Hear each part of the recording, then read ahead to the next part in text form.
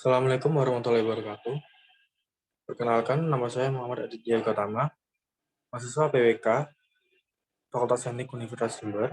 Nah, pada kali ini saya akan menjelaskan materi terkait identifikasi geodesiologi, geomorfologi, dan geodinamika terhadap kawasan perencanaan. Nah, kali ini saya akan mengangkat studi kasus di suatu lokasi, yaitu pertambangan kapur di Gunung Sadeng, Kecamatan Puger, Kabupaten Jember. Pada pemaparan kali ini yaitu kita akan membagi menjadi 3 bagian. Yang pertama yaitu definisi. Nah, definisi kali ini kita akan membahas dan belajar bersama terkait seperti apa sih geohidrologi itu dan apakah geomorfologi itu dan seperti apa pengertian dari geodinamika dan keterkaitan ketiganya di dalam kawasan perencanaan. Nah, lanjut yang kedua yaitu gambaran umum wilayah, yang dimana pada bagian kedua ini kita akan membahas secara singkat terkait lokasi studi kasus yang telah dipilih. Nah, yang ketiga yaitu pembahasan terkait lokasi studi kasus yang telah dipilih yang akan dikaitkan dengan 3 aspek, yaitu geohidrologi, geomorfologi, dan geodinamika. Nah, kita lanjut ke definisi. Yang pertama itu definisi geohidrologi. Nah, apa sih geohidrologi itu? Geohidrologi merupakan sebuah ilmu yang mempelajari air yang berada di dalam tanah atau pada umumnya sering kita sebut dengan air tanah. Nah, hal ini diperkuat oleh pendapat ahli yang bernama Sandropi pada tahun 1984 mengemukakan bahwa air tanah merupakan air yang tersimpan di dalam lapisan batuan yang terjadi akibat eh, penambahan secara terus-menerus oleh alam. Nah, keberadaan air tanah ini menjadi salah satu sumber terpenting dan juga menjadi faktor terpenting dalam ketersediaan bahan baku air guna memenuhi kebutuhan baik kebutuhan rumah tangga hingga kebutuhan industri. Nah, ketersediaan air tanah ini juga menjadi faktor penentu dalam pemilihan lokasi suatu tapak atau lokasi dalam pemanfaatan lokasi tersebut hingga perencanaan pengembangan atau pemanfaatannya. Nah, dalam geohidrologi terdapat 4 faktor yang mempengaruhi tinggi atau rendahnya air tanah di suatu lokasi atau wilayah. Pertama yaitu intensitas curah hujan, ketersediaan vegetasi, kemiringan lereng, hingga derajat porositas dan permeabilitas buatan.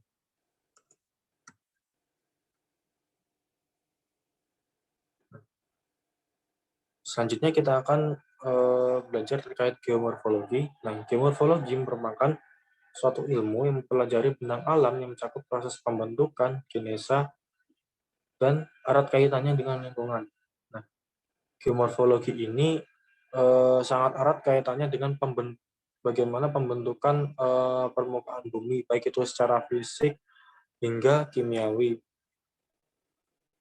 Nah, hal ini juga diperkuat oleh pendapat ahli yang bernama Verstappen 1983 mengemukakan bahwa segala aktivitas geomorfologi, baik itu yang terjadi secara fisik hingga kimiawi, yang mengakibatkan pembentukan maupun penyusunan permukaan. Nah, untuk segi fisik yang ditimbulkan dari geomorfologi itu meliputi uh, uh, vulkanik, tektonik, pelapukan, gerakan massa batuan, denudasional, iklim, bahan bentuk lahan oleh gelombang hingga arus laut. Akibat adanya proses geomorfologi ini yang berdampak pada fisik permukaan bumi, nah, dari dari yang dari dampak yang ditimbulkan terdapat 2 jenis fisik permukaan bumi, yaitu degradasi, yaitu penurunan permukaan bumi. Yang kedua itu agregasi atau kenaikan permukaan bumi. Selanjutnya kita akan mempelajari tentang geodinamika.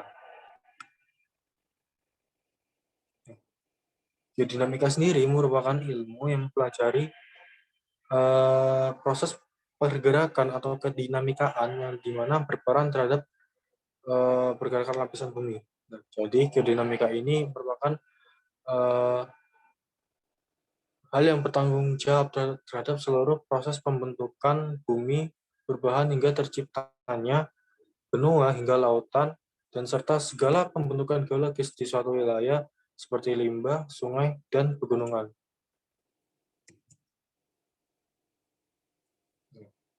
Selanjutnya kita akan masuk ke gambaran umum terkait lokasi studi yang telah dipilih, yaitu berada di Pertambangan Kapur, Gunung Sadeng, Kecamatan Puger, Kabupaten.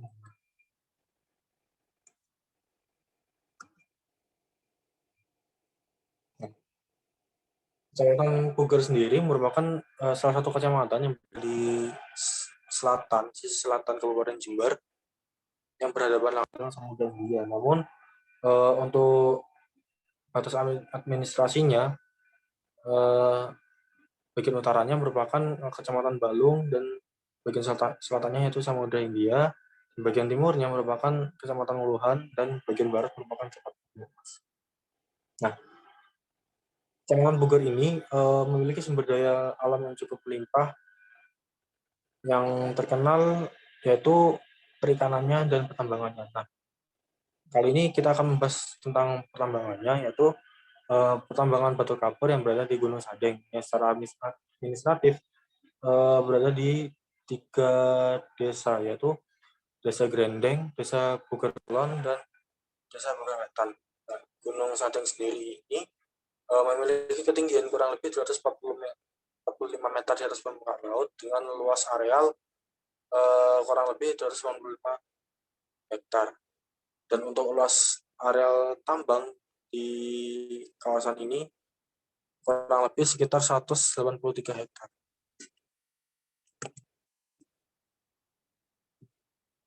Nah, dalam pemanfaatannya sebagai kawasan pertambangan, hal ini telah diatur dalam Perda Kabupaten Jember nomor 1 tahun 2015 tentang tata ruang wilayah atau TRW Kabupaten Jember tahun 2015 hingga 2035, bahwa Kecamatan Puger ini masuk ke dalam atau ditetapkan ke dalam kawasan peruntukan tambangan mineral logam. Nah, aktivitas pertambangan kapur di Gunung Sadeng, Kecamatan Puger tentu eh, menimbulkan dampak, baik itu dampak positif maupun dampak negatif. Nah, dampak yang ditimbulkan terutama pada segi hidrologi dan morfologi pada kawasan yang dimana tentu mengalami perubahan dari waktu ke waktu. Nah, selain itu tidak tidak hanya itu, potensi bencana alam di Kecamatan Puger ini dapat menjadi ancaman bagi aktivitas penambangan ini, dan juga penduduk di sekitar kawasan pertambangan batu kapur di Gunung Sadeng. Nah, sekarang kita akan uh, ke inti pembahasan.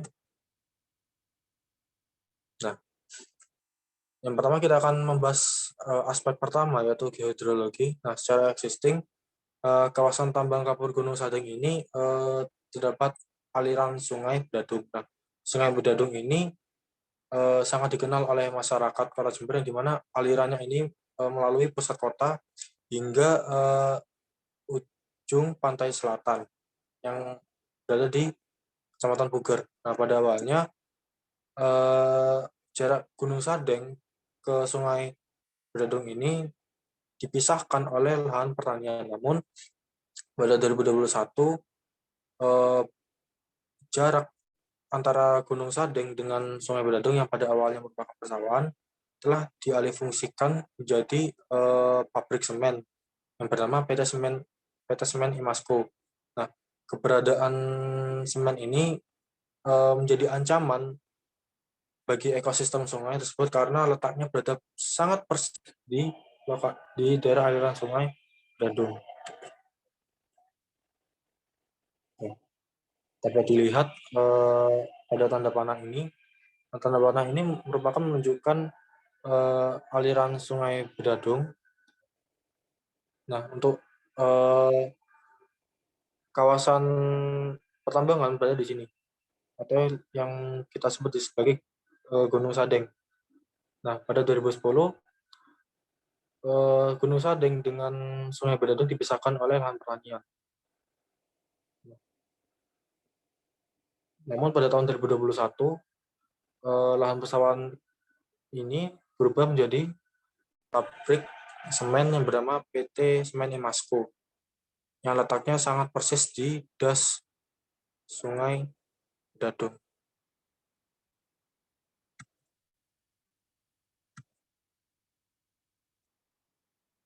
Nah, kita lanjut ke kondisi geomorfologi yang berada di kawasan Pelambangan. Nah, kondisi geomorfologi yang berada di kawasan tambang Gunung Kapur di Gunung Sadeng masih tergolong dataran rendah hingga sedang.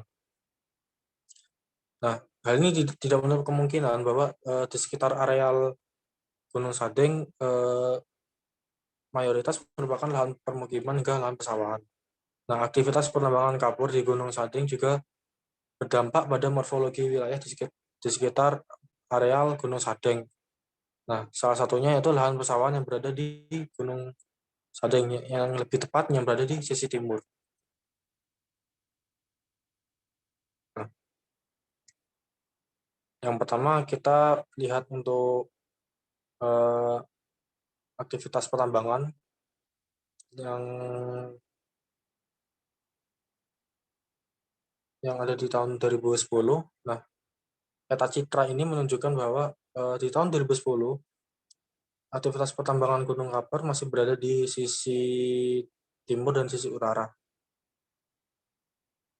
dan juga dapat sedikit di sisi selatan.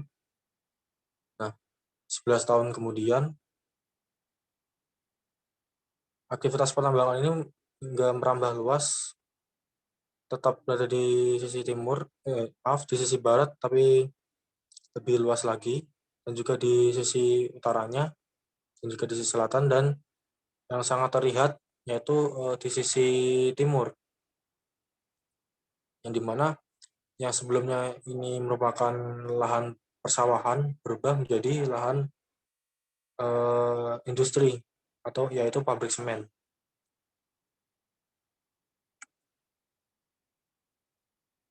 Nah, kita lanjut ke geodinamikanya. Nah, secara existing Kecamatan Puger ini termasuk ke dalam kawasan rawan bencana, yaitu kawasan rawan bencana gempa bumi hingga tsunami. Nah, hal ini dikarenakan sisi selatan Kecamatan Puger itu merupakan Samudra Hindia, yang dimana uh, Samudra Hindia ini dilalui oleh patahan lempeng.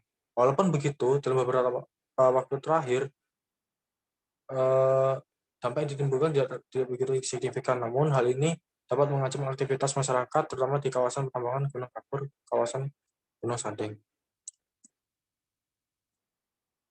Nah, dapat dilihat pada peta ini yang saya dapatkan dari Inaris BNPB. Di lingkaran ini merupakan Kecamatan Puger. Nah, untuk lokasi kembangannya kurang lebih berada di sini. Nah, untuk skala kerentanannya itu dari tinggi hingga sedang. Nah, kita lanjut ke kesimpulan.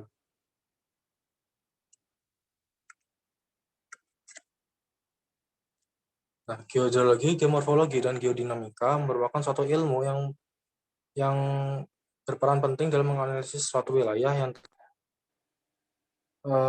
mengalami perubahan dari tahun ke tahun. Dengan mengetahui geologi, dapat mengetahui ketersediaan air yang terdapat pada suatu wilayah yang akan direncanakan. Lalu, geomorfologi berperan penting dalam mengetahui perubahan suatu wilayah yang diakibatkan oleh aktivitas dalam memanfaatkan suatu kawasan. Sedangkan untuk geodinamika sendiri, guna mengetahui apakah satu kawasan tersebut merupakan kawasan rawan bencana atau tidak, karena hal ini jadi pertimbangan dalam pemanfaatan atau perencanaan kawasan guna mengetahui risiko bencana yang ditimbulkan dari kawasan tersebut. Nah, sekian pemaparan pada kali ini. Apabila terdapat salah kata atau kekurangan, saya mohon maaf. Wabillahi taufiq wal hidayah. Assalamualaikum warahmatullahi wabarakatuh.